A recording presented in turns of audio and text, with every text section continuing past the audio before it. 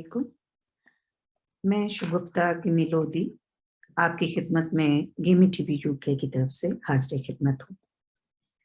جامعات میں اردو تحقیق کے حوالے سے ایک نیا سلسلہ شروع کرنے جا رہی ہوں، اور یہ ایک تحقیق اور ترتیب کا پروجیکٹ ہے جو کہ آپ کے ساتھ آج اس کا پہلا آزادی کے بعد ہندوستان میں اردو کی تاریخی ناولوں کا تنقیدی جائزہ مقالہ جو ہے وہ آپ کے ساتھ شیئر کرنے جا رہی ہوں۔ مقالہ نگار ہیں شمع پروین اور نگران مقالہ ہیں پروفیسر قاضی جمال حسین۔ توسیعی اور تنقیدی جائزہ کچھ ایسی ہے: اردو میں قصہ گوئی کی روایت بہت قدیم ہے۔ مذہبی قصے کہانیوں کے علاوہ اردو میں داستانوں کی ایک طویل فہرست ہے۔ انسان قدیم زمانے سے ہی قصہ یا کہانی میں دلچسپی لیتا رہا ہے۔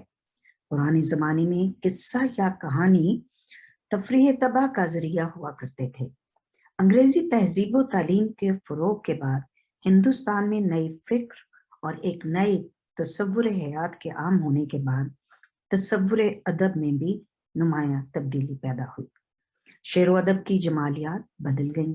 وہ قدریں جو انگریزوں کے سیاسی غلبہ سے پہلے پسندیدہ تھیں اور جو مشرقی ادب کی شناخت اور اس کا امتیاز تھیں، رفتہ رفتہ ناپسندیدہ ہو گئیں۔ اسلام، معاشرت اور مغربی تہذیب کا چرچا عام ہوا۔ شعر و ادب میں حقیقت پسندی پر زور دیا گیا، تو قصے کہانی کی روایت بھی اس نئی فکر اور نئے تصور حیات سے متاثر ہوئی، اور مافوق الفطرت عناصر کی حامل داستانوں کی جگہ حقیقی زندگی کے مسائل پر مبنی ناول نویسی کی داغ بیل پڑی۔ ڈپٹی نذیر احمد اس نئی روایت کے پہلے قصہ گو تھے جنہوں نے مرات العروض، ابن الوقت اور توبۃ النصوح لکھ کر اصلاح معاشرت کا کام انجام دیا۔ ڈپٹی نذیر احمد کے بعد اردو ناول کی تاریخ میں کئی رجحانات سامنے آئے اور ناول نگاروں نے اس صنف میں کئی تجربے کیے۔ اس میں ایک اہم رجحان تاریخی واقعات اور کرداروں کے پس منظر میں ناول نگاری کا تھا، اور یہیں سے اردو میں تاریخی ناول نگاری کا آغاز ہوا۔ 1857 کی جنگ آزادی کی ناکامی نے مسلمانوں کے سیاسی انتشار اور اقتصادی بدحالی کے تابوت میں آخری کیل ٹھونک دی، اور وہ اقتصادی بدحالی اور مایوسی کا شکار ہو گئے۔ 1857 کی ناکام جنگ آزادی کے بعد حقیقت پسندی کا آغاز ہوا۔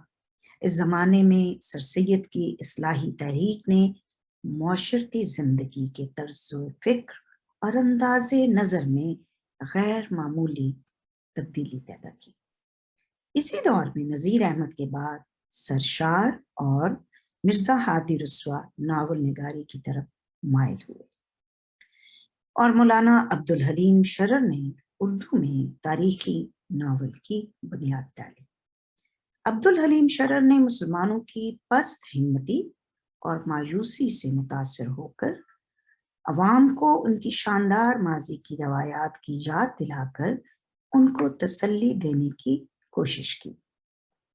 انہوں نے تاریخی ناول کے فن کو نقطۂ عروج پر پہنچا دیا۔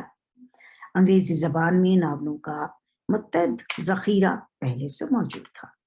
اردو کے کئی ناول نگاروں نے انگریزی کے اس ادبی سرمایہ سے استفادہ کیا اور مختلف تاریخی کرداروں کو موضوع بنا کر دلچسپ ناول لکھے۔ آزادی کے بعد ہندوستان میں اگر اردو کی تاریخی ناولوں کا تنقیدی جائزہ لیا جائے تو اس مقالے میں مقالہ نگار کے بقول PhD کے مقالے کے لیے اس موضوع کا انتخاب اس مقصد کے پیش نظر کیا گیا ہے کہ تاریخی ناول کے فن، اس کی تاریخ اور ناول نگاروں کے ادبی اکتسابات کا تفصیلی جائزہ لیا جائے، اور مختلف عہد میں رونما ہونے والی حیت اور فن کی تبدیلیوں کو تاریخی پس منظر میں واضح کیا جائے۔ پہلا باب اس مقالے میں ناول کے فن کے عنوان سے ہے۔ اس باب کو 4 ذیلی حصوں میں تقسیم کیا گیا ہے۔ پہلے حصے میں داستان اور ناول کے فرق کو واضح کرتے ہوئے حقائق، روایت، لیجنڈ، رومانس وغیرہ کا مختصر جائزہ لیا گیا ہے۔ دوسرا حصہ ناول اور افسانے کے فرق پر مشتمل ہے۔ تیسرے حصے میں ناول کی تاریخ، آغاز اور ارتقاء کا تفصیلی جائزہ لیا گیا ہے۔ چوتھے حصے میں ناول کے عناصر ترکیبی پر روشنی ڈالی گئی۔ دوسرا باب تاریخی ناول کی تعریف، خصوصیات اور اقسام سے متعلق ہے اور اس کے 5 ذیلی حصے ہیں۔ پہلا تاریخ سے متعلق ہے، جس میں تاریخ کی تعریف کی گئی ہے۔ اردو میں تاریخ کو کئی معنوں میں استعمال کیا گیا ہے۔ مثلا لفظ تاریخ قصہ ماضی، دفتر پاسدان یا عہد رفتہ کے احوال کے معنوں میں شروع ہی سے رائج رہا ہے۔ دوسرے حصے میں ناول کی تعریف بیان کی گئی ہے، یعنی ناول ایک ایسا فن ہے جس کے ذریعے عوام کو خواب سے بیدار کرنے کی کوشش کی گئی۔ تیسرے حصے میں تاریخی ناول کی تعریف کی گئی ہے۔ اس میں یہ بتانے کی کوشش کی گئی ہے کہ تاریخ میں حقیقت و صداقت پر زور دیا جاتا ہے اور ناول میں تخیل پر۔ چوتھے حصے میں تاریخی ناول کی خصوصیات کا جائزہ لیا گیا ہے۔ پانچویں حصے میں تاریخی ناول کے اقسام پر گفتگو کی گئی ہے۔ تیسرا باب اردو میں تاریخی ناول کی روایت کے عنوان سے قائم کیا گیا ہے، جس کے 2 ذیلی عنوان ہیں۔ پہلا حصہ اہم تاریخی ناولوں پر مبنی ہے، جس کے تحت اردو میں تاریخی ناول کی بنیاد گزار ناول نگار عبدالحلیم شرر، حکیم محمد علی طبیب، راشد الخیری، صادق سردھرمی وغیرہ کی ناول نگاری پر گفتگو کی گئی ہے۔ دوسرے حصے میں دیگر تاریخی ناول نگاروں پر روشنی ڈالی گئی ہے، جس کے تحت سلطان حیدر چوش، حکیم سراج الحق، موہن لال فہم، سراج الدین ایڈوکیٹ، طالب بنارسی، منشی امراؤ علی، مولوی عبدالرحیم خان، منشی محمد مصطفیٰ خان آفت، سجاد نبی خان، نوبت رائے نظر، منشی احمد حسن وغیرہ کی ناول نگاری کے حوالے سے تاریخی ناول کی صفات و امتیازات کا تفصیلی جائزہ لیا گیا ہے۔ مقالے کا چوتھا باب تقسیم ہند کے بعد اردو میں تاریخی ناول اور اس کے تجزیہ کے عنوان سے قائم کیا گیا ہے، جس کے 2 ذیلی عنوان ہیں۔ پہلے حصے میں نسیم حجازی، ایم اسلم، رئیس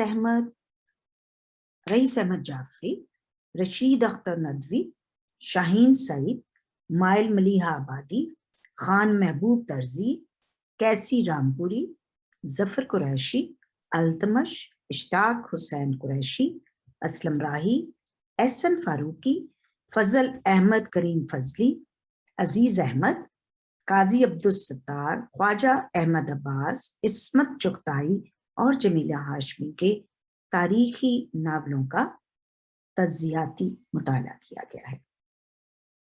دوسرے حصے میں نیم تاریخی ناول جیسا کہ آگ کا دریا، شام اودھ، احسن فاروقی کا، اداس نسلیں عبداللہ حسین کا، ایسی بلندی ایسی پستی عزیز احمد کا، لہو کے پھول حیات اللہ انصاری کا، تلاشِ بہاراں جمیلہ ہاشمی کا تجزیاتی مطالعہ پیش کیا گیا ہے۔ آزادی کے بعد ہند و پاک دونوں ملکوں کے ادیبوں نے ایسے موضوعات کی تلاش کی جو ملک کے بیشتر لوگوں کو متاثر کر سکے۔ ہند و پاک کے ادیب و فنکار سبھی ذاتی اور قومی طور پر تقسیم سے متاثر تھے۔ آزادی کے بعد اردو میں تاریخی، معاشرتی، اخلاقی اور نفسیاتی ناول لکھے گئے۔ ان میں سے زیادہ تر ناول فسادات کے موضوع پر مبنی تھے۔ فسادات کے موضوع پر لکھے گئے ان ناولوں کو بھی تاریخی ناول کے زمرے میں رکھا جاتا ہے، کیونکہ یہ ہندوستان کی تاریخ کے ایک بحرانی دور کی خونی داستانیں بیان کرتے ہیں۔ ان ناولوں میں اور انسان مر گیا، رامندر ساگر جی کا، رقص سے ابلیس احمد اسلم کا، 15 اگست رشید اختر کا، خون بے آبرو کیسی رام پوری کا، مجاہد رئیس احمد جعفری کا، اور خاک اور خون نسیم حجازی وغیرہ کے شامل ہیں۔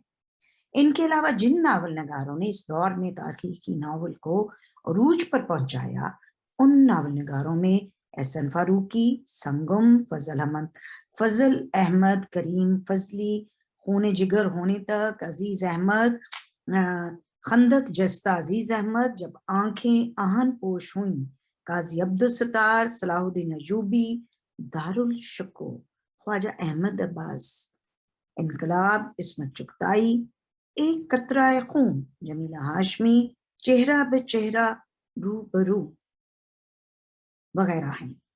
پانچواں باب معاصر اردو ناول ہیں اور تاریخی عناصر سے متعلق ہے۔